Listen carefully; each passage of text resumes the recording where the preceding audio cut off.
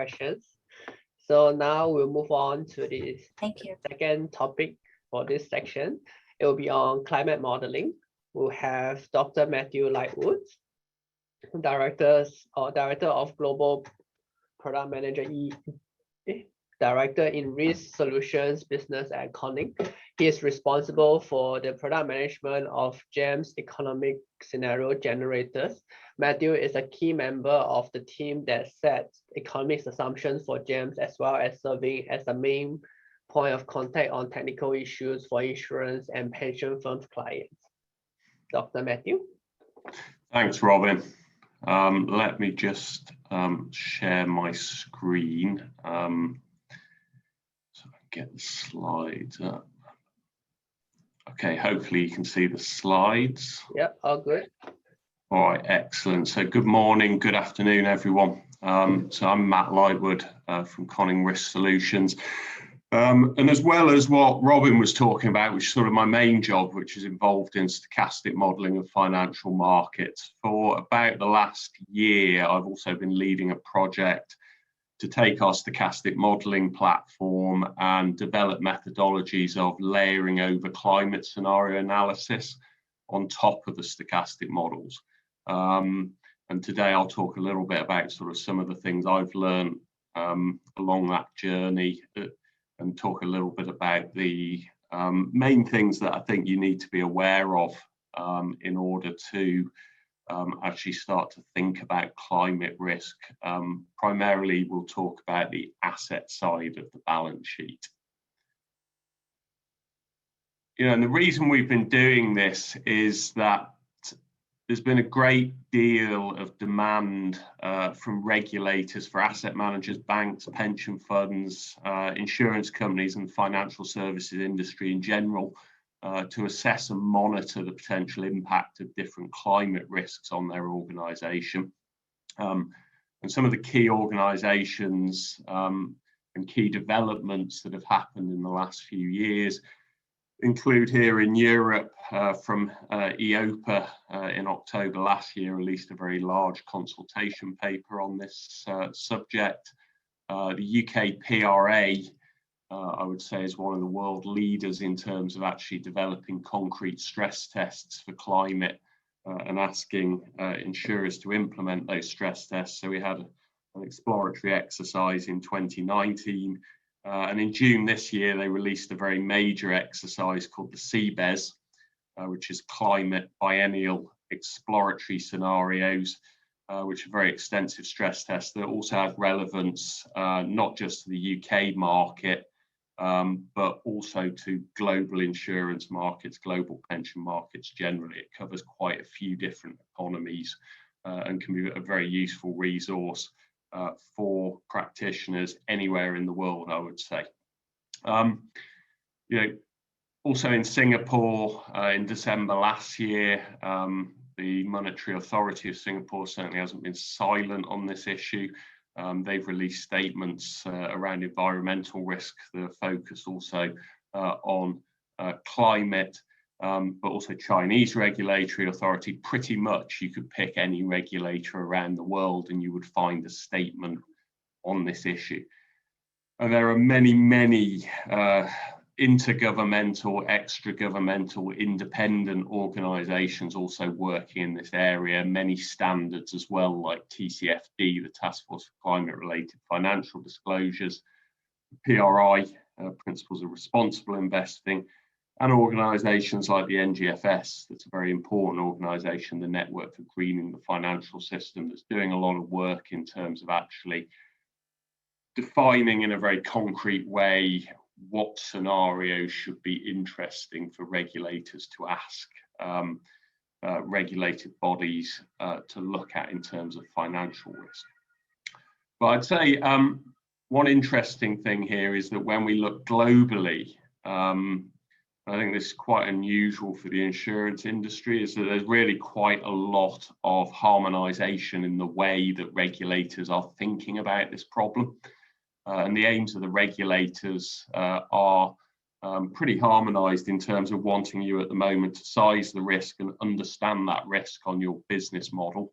And then coming down the line, it's kind of later, I think, is then you're being encouraged then to think about how that analysis then feeds into strategic decision making, management actions in the near, medium, and long term. But I think making an assessment of climate risk on a portfolio is really quite challenging. And I kind of say the what's quite clear, but the how is quite difficult. So the what is sort of what impact does climate change and possible governmental policy actions have on a firm's asset risk.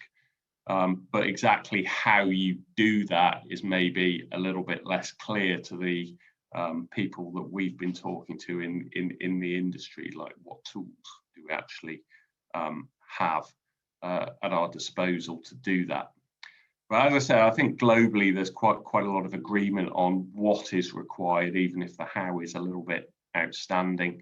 And here we see statements from two regulatory bodies and central banks. So EIOPA, for instance, say a forward-looking risk-based approach to the ORSA necessitates that undertakings consider a wide range of outcomes. Clear view of the risks and uncertainties to which the undertaking is exposed to allow the management body to discuss and decide on actions to mitigate excessive risks and anticipate future management actions contingent on future events unfolding. So important here is that we're seeing that the ORSA is increasingly the place that we are starting to think about where this will be reported. The solvency requirements and risk-based capital requirements, up till now, there hasn't been any concrete decisions on whether climate aspects will be brought into capital requirements. There is more and more discussion of that, though. UK PRA put out a statement quite recently saying they were considering whether or not some aspect of climate analysis belonged in the solvency requirements.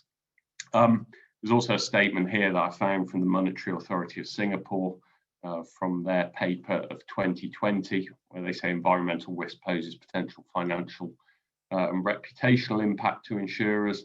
As such, to the extent to which environmental risk is relevant and material to an insurer will vary depending on the insurer's business strategies and activities.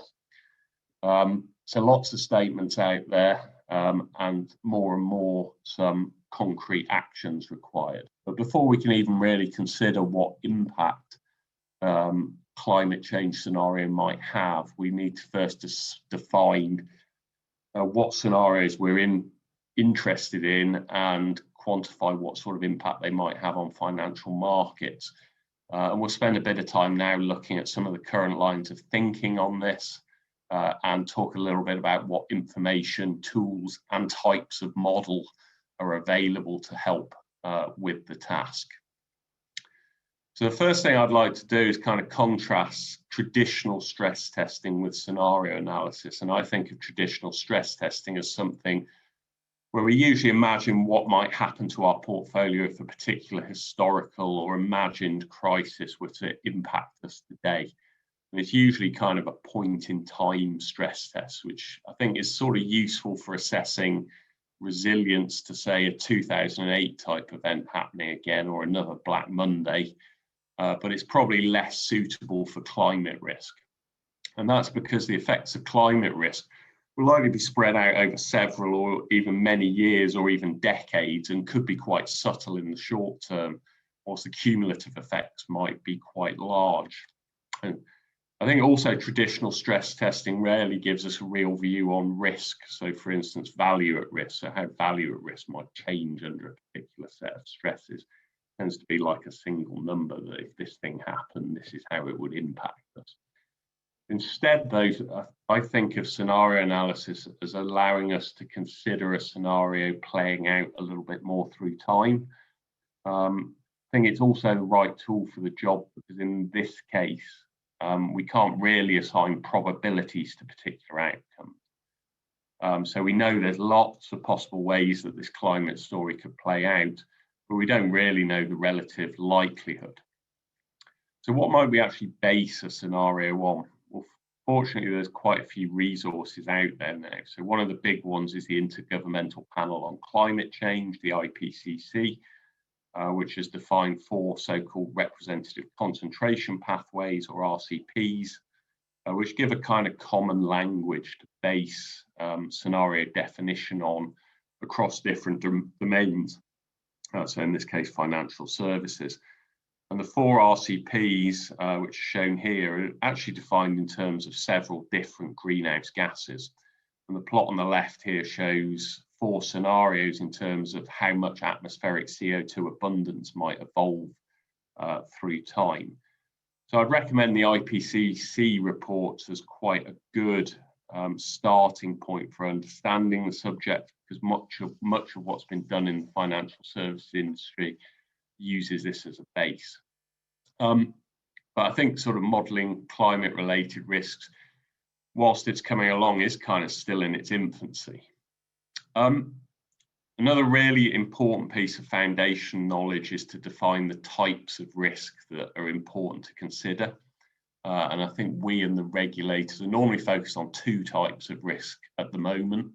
The first is transition risk. So transition risks are the risks arising to, for instance, asset prices, so equity prices, corporate bond spreads, from the transition to a low or zero carbon economy. So from a scenario definition point of view, this is usually imagined as being propagated through the implementation of governmental policy actions, which will increase the cost of carbon. So most likely that's from things like carbon taxes, but it could also be from extensions of and stricter cap and trade systems, the type that we used to combat acid rain really successfully in the 1980s. But we might, and we usually do in portfolio risk modelling, consider also opportunities as well as risks arising from transition. So for instance, we might see green subsidies or green taxes on electric vehicles. So you can have both negative and positive price action when we're thinking about transition risks. And on the left here, projections of carbon price based on what we might need in order to maintain global temperature increases within a 1.8 to 2 degrees Celsius level relative to pre-industrial levels, are shown for China and Japan in these plots. And this depends on whether or not we take early action, which is this blue scenario. So in other words, governments take sudden early action to increase the cost of carbon. And then we see a curve going forward where the cost of carbon rises very significantly over time, or we take late action like the black curve. And this is typical of how we're seeing scenarios being defined, where we don't do too much to the cost of carbon until 2013, and then we have to much more rapidly increase it as we start to see the effects of climate change being much more significant. But we can see, and these are real scenarios taken from the Bank of England CBES exercise, that the effects are really significant, with the marginal cost of carbon going from about 30 cents per tonne in the Asia region at the moment to maybe $500 to $1,000 in the next 30 years. So you can start to imagine what these scenarios would do to consumption, profitability, and then feeding through into asset prices. So that's transition risk. The second type of risk that is of primary concern is physical risks. So I think physical risks are probably in the insurance industry what we're a bit more used to dealing with. And physical risks rise from the physical effects of climate change, and perhaps more closely related with how we naturally perceive climate risk. So these include acute physical risks.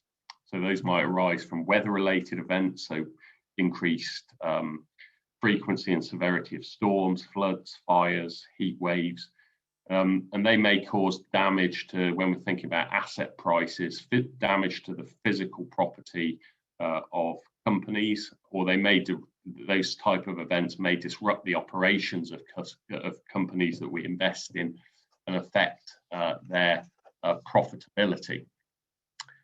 There's likely to be quite large differences in the magnitude of the risk, also depending on the geographical distribution of physical assets, and we'll talk about that in a couple of slides. But naturally, these have to be considered particularly important for real estate investments and assets related to real estate, such as MBSs, mortgage-backed securities, or direct mortgages. There are other types of risk associated with climate, so as well as the primary transition and physical risks that we normally associate, we should also consider things like litigation risk is another big class of risk that we talk about a lot within the climate domain. So for instance, the risk that we or a company that we invest in later face litigation for inaction on climate change or false reporting on their carbon footprint.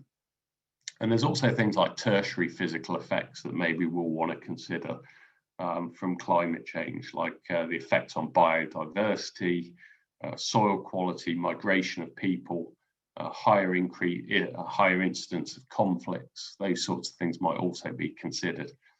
And some of those are already organisations starting to look at those types of questions. So there is now like a task force on nature-related financial disclosure that has just started. Ooh. But when we're actually implementing this, one important element that you have to consider is kind of granularity.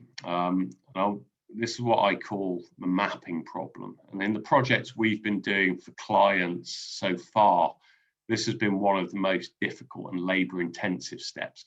So broadly, the mapping problem can be described as the classification of our ISIN level information on our investments into a particular climate taxonomy or naming convention.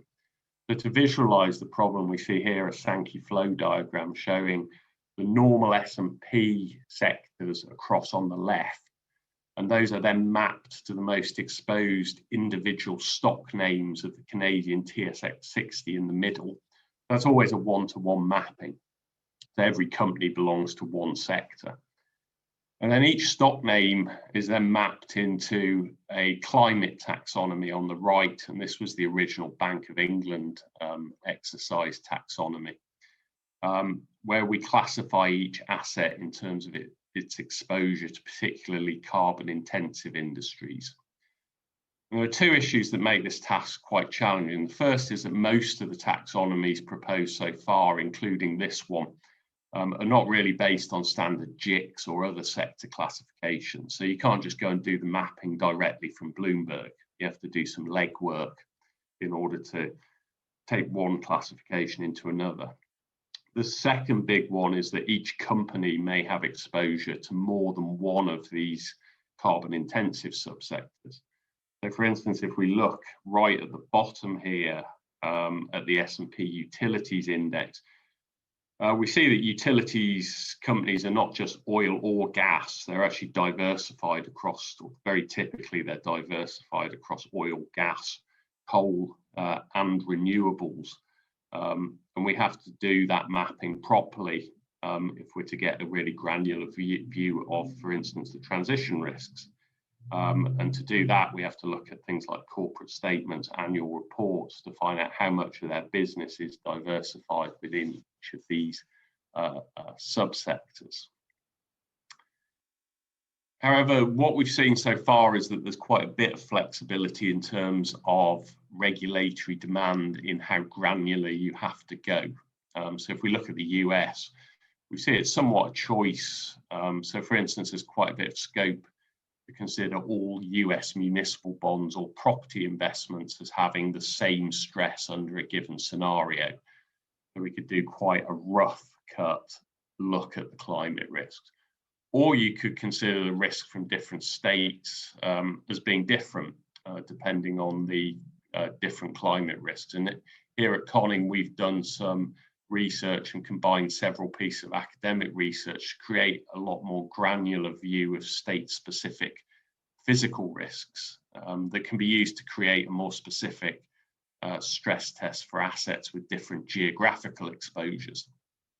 We see sort of coastal regions tend to be highly, we also bring in population here, so highly Populated coastal regions tend to have a lot larger physical risk than low population places in the center of the US.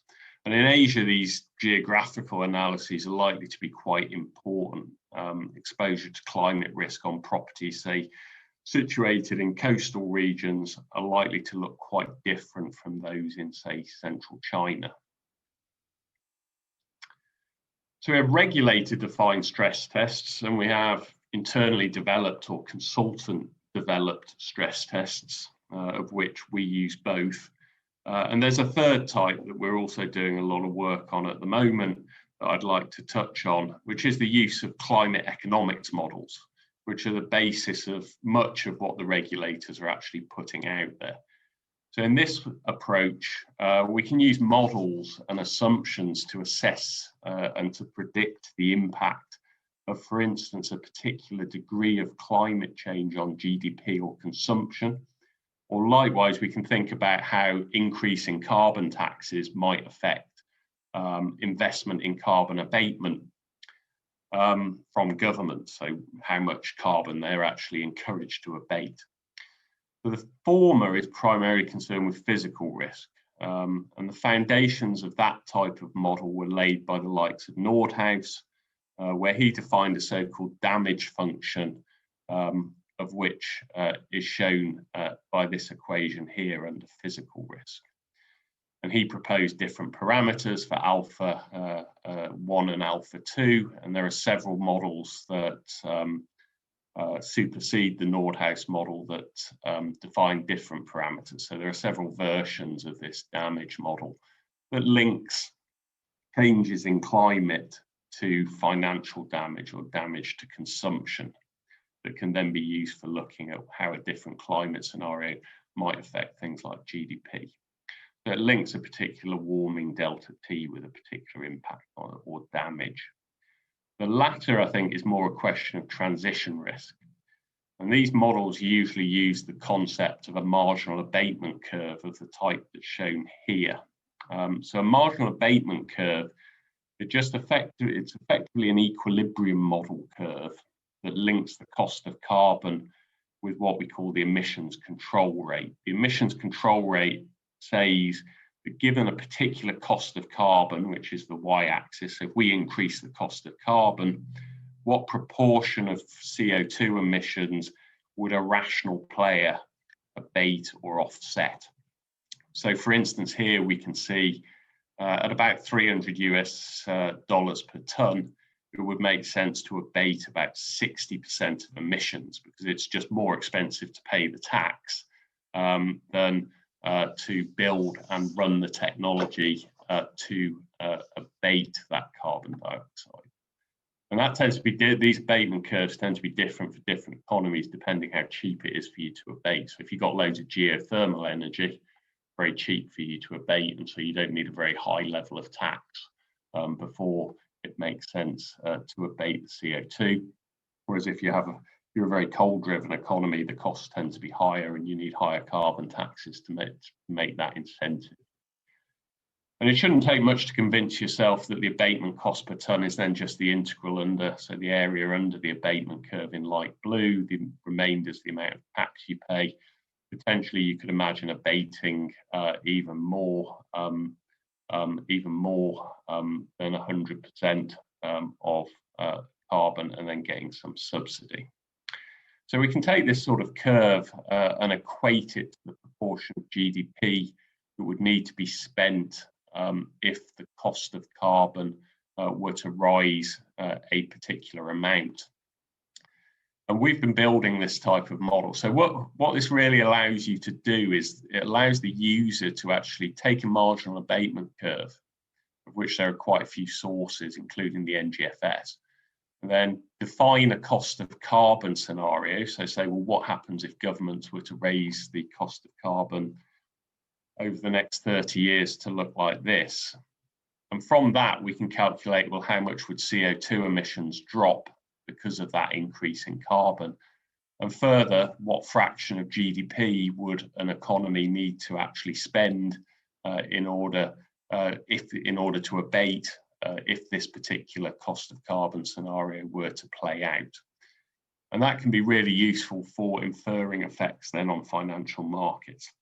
And this is an actual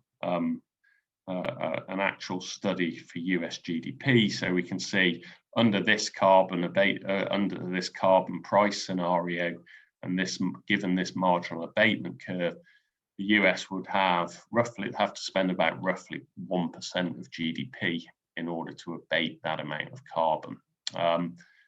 And that you can equate as a reduction in GDP. So to demonstrate very quickly the impact of a typical scenario on portfolio market value over time, we'll look at a really short case study to finish with. We'll use stochastic modelling overlaid with a climate scenario from the Bank of England CBES scenario as the basis of the analysis.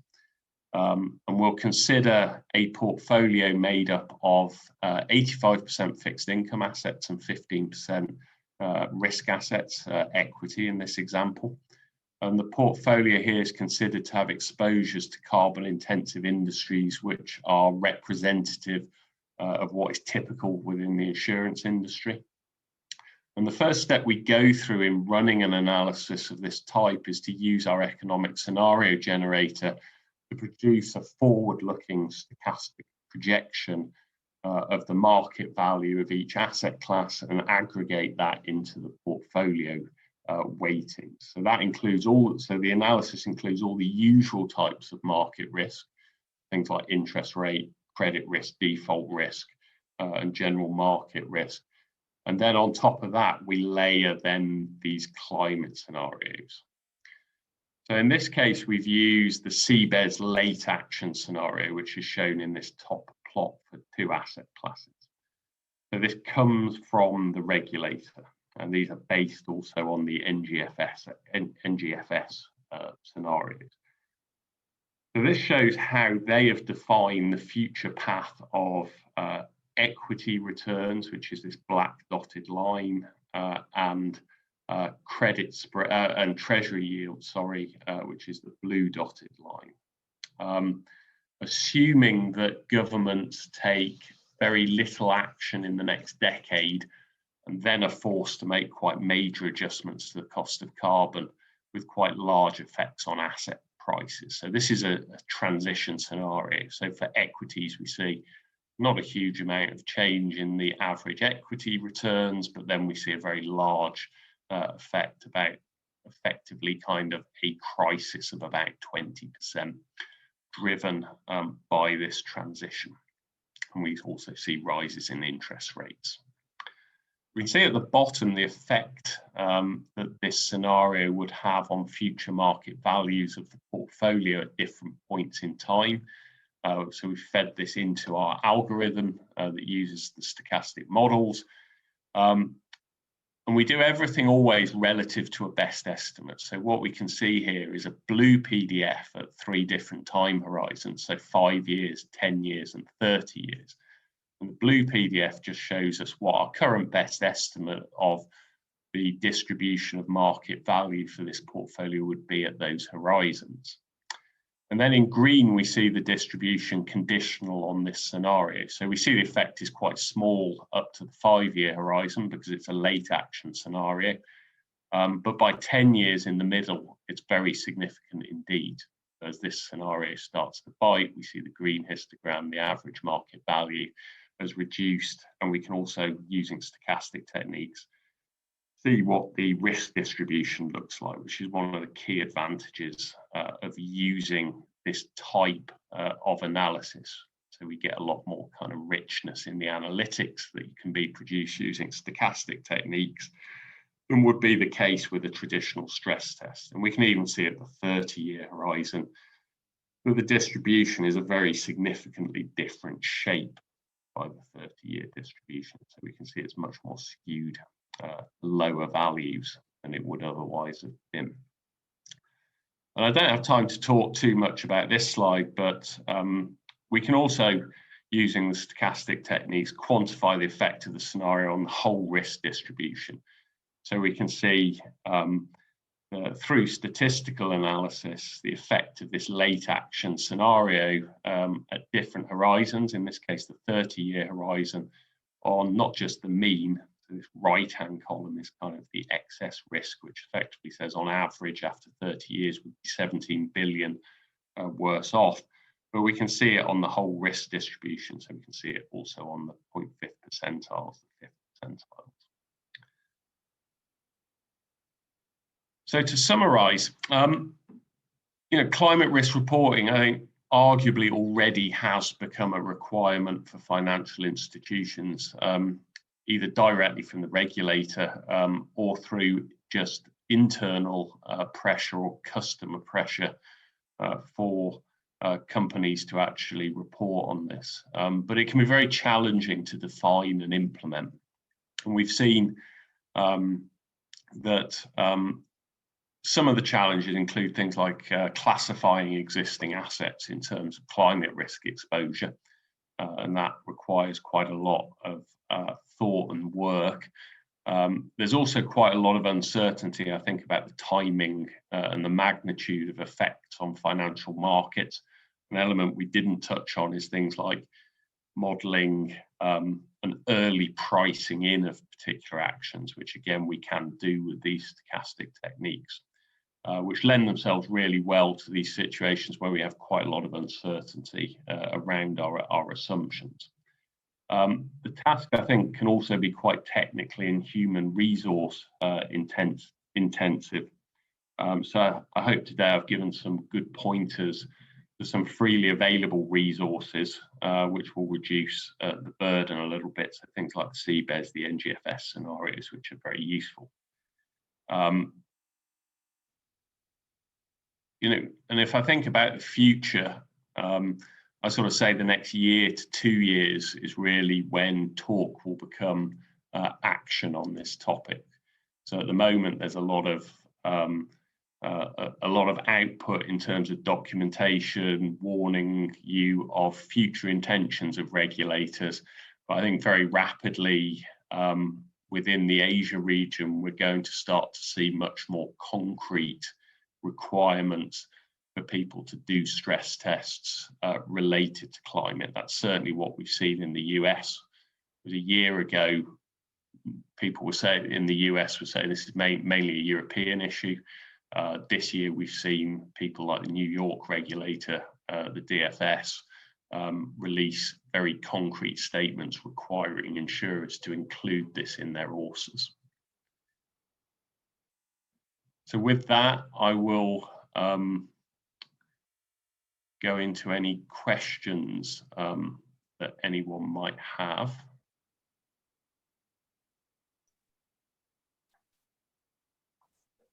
Thank you, Dr. Matthew. So let's give the ground a few seconds to post in their questions, if any.